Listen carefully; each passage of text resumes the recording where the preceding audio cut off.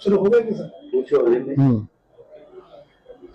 Sir तीसरी अघाड़ी का जो चल रहा है क्या सच है? देखिए, मैं मीडिया के जरिए ही मुझे ये बात पता चली है कि कोई ऐसी तीसरी अघाड़ी बनाई जा रही है अजीत पवार साहब द्वारा, और उसमें वो एमआईएम को भी शामिल करना चाह रहे हैं। तो अभी तक ना तो मेरे पास कोई संकेत आया है, ना कोई संदेश आया है, ना किसी से कोई बात हुई है। और मैं महाराष्ट्र का एमआईएम का अध्यक्ष होने के हैसियत से जो भी फैसला होना है, अगर किसी अलायंस के साथ जाना है तो वो असद साहब और मैं मिलके ही उसको फाइनल करेंगे। लेकिन अभी तक ऐसा कुछ आया नहीं है। अगर आता है कोई अच्छा प्रस्ताव आता है जिसके अंदर मुसलमानों को अच्छी नुमाइंदगी मिल सकती है, तो हम उसके बारे में पॉजिटिव तरीके से सोचेंगे। क्योंकि आज हमको एक बात समझ में आ गई है, लोकसभा के इलेक्शन के अंदर एक भी किसी भी मुसलमान को टिकट नहीं दिया गया। उसके बावजूद भी आज देश के अंदर हो या महाराष्ट्र के अंदर हो, मुसलमानों ने 2-2 घंटे तपती हुई धूप में खड़े रहकर वोट किसको दिया? तो सभी सो कॉल्ड सेक्युलर पार्टीज को दिया, चाहे वो उद्धव ठाकरे साहब की शिवसेना हो, शरद पवार साहब की राष्ट्रवादी हो, या कांग्रेस पार्टी को हो। और नतीजे में उन्हें तोहफा क्या मिला? तो विधान परिषद का जब मौका आया तो विधान परिषद के अंदर एक भी मुसलमान को वहां पर विधान परिषद के अंदर भेजा नहीं गया। 30 साल के बाद एक ऐसी सिचुएशन तैयार हो गई है कि मुस्लिम मुक्त विधान परिषद महाराष्ट्र के अंदर आज हमें देखने को मिल रही है। और इसकी कोई जिम्मेदारी अगर किसी के ऊपर जाती है तो वो राजनीतिक पार्टियों से ज्यादा उन तमाम लोगों के ऊपर जाती है, उन तमाम मौलानाओं के ऊपर जाती है जिन्होंने रोड के ऊपर खड़े रहकर ये कहा था कि नहीं, हमको इन्हें वोट देना है करके। तो आपने कभी ये सौदा नहीं किया है कि हम अगर आपको वोट देंगे तो आपने कम से कम हमारे 2 विधान परिषद के अंदर भेजना चाहिए, 1 लोकसभा के अंदर कम से कम जाना चाहिए। जो इकलौता एक था उसे भी हरा दिए, यही लोगों ने मिलकर हराए हैं। अब इसकी जिम्मेदारी कौन लेगा? लेकिन अब नया विधान सभा का वो आ रहा है इलेक्शन, अलायंस हो या ना हो, हम तो पूरे डट के अब मैदान में उतरने वाले हैं।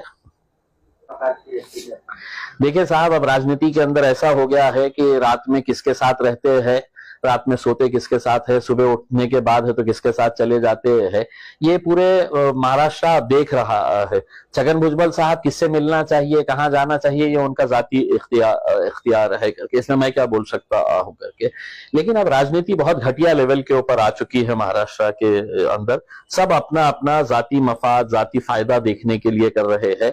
और इसमें सबसे बड़ा खामियाजा अगर किसी को भुगतना पड़ रहा है तो वो मुसलमानों को भुगतना पड़ रहा है। आप देखेंगे कि कल विशालगढ़ के अंदर जो हुआ है कोल्हापुर में, मुसलमानों के घरों में घुस घुस कर मारा गया। औरतों के गोद में छोटे छोटे बच्चे हैं, बिलक बिलक कर रो रहे हैं। उनके गाड़ियों को नुकसान पहुंचा गया, उनको तोड़फोड़ की गई है। कोई आवाज उठाने के लिए तैयार नहीं है। वही संभाजी महाराज जो शाहू महाराज के वंशज बताते हैं, उनके घराने से ताल्लुक रखने वाले, जिस शाहू महाराज को जिताने के लिए कोल्हापुर के मुसलमान सड़कों के ऊपर निकल आए, मौलाना लोग वहां पर है तो लोगों के बीच जा जा कर नहीं हमको है तो इनको जिताना है करके पूरे घर में दुपक कर बैठ गए हैं इसमें। हसन मुशर्रफ साहब गोजड़ी ओढ़कर कहां गायब हो गए हैं पता नहीं चल रहा है। बंटी पाटिल वहां का नेता है, कैसे भीख मांग रहे थे मुसलमानों से कि हमको वोट दो करके, और मुसलमानों ने दिए। और उसका नतीजा ये मिलता है कि पुलिस की मौजूदगी के अंदर डंडे, हथियार लेकर, तलवारें लेकर मुसलमानों के घरों के ऊपर हमले कर रहे हैं। तब कहां छुप गए हैं वो लोग जो इनकी पैरवी कर रहे थे? अगर शाहू महाराज अगर दिल्ली तक पहुंचे हैं तो उसमें मुसलमानों का योगदान है या नहीं है, ये उन्होंने पूछना चाहिए, बोलना चाहिए हमारे को। या बोल दीजिएगा खुले तौर के ऊपर, नहीं मुसलमानों ने नहीं दिया है करके हमको। तो आज जो हालात बन के आ रहे हैं, कोई हमारे साथ आए ना आए, हम तो अपनी अब ताकत दिखा के रहेंगे। भाई, अतिक्रमण के बारे में हम कहीं पर भी ये नहीं कह रहे हैं कि हम किसी बात का हम ऐसा समर्थन करते हैं करके। उसमें अगर अतिक्रमण हुआ तो क्या आप तलवार लेके निकलेंगे? क्या इस मुल्क के अंदर, राज्य के अंदर कोई जंगल राज चल रहा है कि तुम तलवारा लेकर है तो मुसलमानों के घरों में घुस जाएंगे? 4 किलोमीटर दूर एक गांव जहां पर कोई अतिक्रमण का मामला नहीं, सिर्फ मुसलमानों के घरों के ऊपर हरा झंडा देखिए, और वहां पे घरों में घुसकर है तो गाड़ियों को जलाया गया, घरों में घुसकर तोड़फोड़ की गई। क्या ये इस तरह का राज चलने वाला है? तो हमको भी बता दीजिएगा कि साहब अब जिसके हाथ में लाठी रहेगी भैंस उसकी रहेगी करके। हाँ, तो हम भी कोई कमजोर नहीं है, हम भी लाठी उठाने के लिए तैयार है अगर आप हमको मजबूर करना चाहते हैं तो। अगर पुलिस की मौजूदगी के अंदर ये गुंडा राज चल रहा है, तो आप हमसे क्या उम्मीद करते बैठे हुए हैं? कि हमने हाथ पे हाथ धरे बैठे रहना और देखते रहना चाहिए? हाँ, हमारी बहन के ऊपर हमारे घर में है तो उनके घर में घुसकर है तो हमला किया है। बाकी हिजड़ों की तरह नहीं है हम। हम भी है तो सरकार को, हुकूमत को, पुलिस को ये साफ तरीके से बताना चाह रहे हैं, अगर आप चाहते हैं कि हथियार हमने भी उठाना चाहिए करके, तो हमारे में भी उतनी ताकत है, हम उठा सकते हैं करके।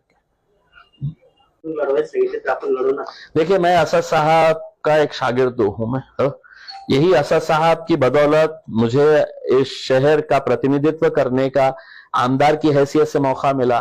फिर मैं खासदार बना उन्हीं की वजह से। आज अगर उन्हें मुझे कोई हुक्म देते हैं कि तुम्हें इलेक्शन नहीं लड़ना चाहिए, तुम्हें लड़ाना चाहिए करके, तो मैं वो काम करूंगा। अगर उन्हें मुझसे कहते हैं कि जाओ तुम ये कॉन्स्टिट्यूएंसी के अंदर जाके लड़ो, मैं वो काम करूंगा उसके अंदर। क्योंकि मेरे जिन्होंने मुझे यहां तक इस मुकाम तक पहुंचाया, मैं उनकी इज्जत करता हूं, उनके हुक्म का पालन करेंगे। आपल्या झालेल्या बैठकीमध्ये किती ठिकाणी आपण लढणार आहात ते ठरलेलं आहे? ये कुछ नहीं ठहरा है, हमने पूरे जिलों की मीटिंग लिए थे और ख्वाहिश तो बहुत सारे लोग रखते हैं उसमें।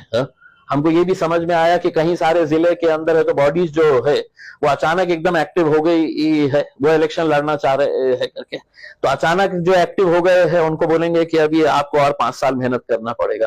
जो 5 साल से मेहनत कर रहे हैं उनको हम बिल्कुल कंसिडर करेंगे उसमें। वहां पे अच्छे कैंडिडेट्स अगर आएंगे और कोई भी जाति धर्म मजहब का हो, अच्छा कैंडिडेट अगर रहेगा तो हम बिल्कुल उतारेंगे मजलिस की तरफ से।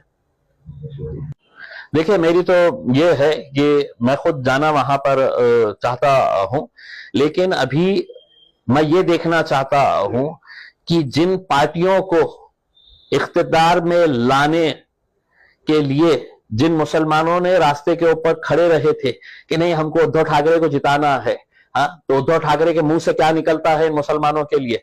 शरद पवार साहब के मुंह से क्या निकलता है? कांग्रेस के मुंह से क्या निकलता है? उनके नेता वहां पर जाते हैं या नहीं जाते हैं करके। और सबसे बड़ा, वो मौलाना लोग जो इनकी पैरवी कर रहे थे, वो मौलाना सड़क के ऊपर आएंगे या नहीं आएंगे? चुनाव के वक्त में सियासत हम करना चाहिए, साल भर हमने इन लोगों के लिए खड़े रहना चाहिए, लड़ना चाहिए, और आप इलेक्शन के वक्त में आएंगे और कहेंगे कि नहीं नहीं इनको वोट दे दो करके। अब ये पूरे मौलानाओं की जिम्मेदारी है कोल्हापुर के कि जाना और उस शाहू महाराज से सवाल करना कि तुम्हारे को लोग दिल्ली तक हमने पहुंचाया है और बदले में हमारे को हमारे घरों में घुसकर तो मार रहे हैं।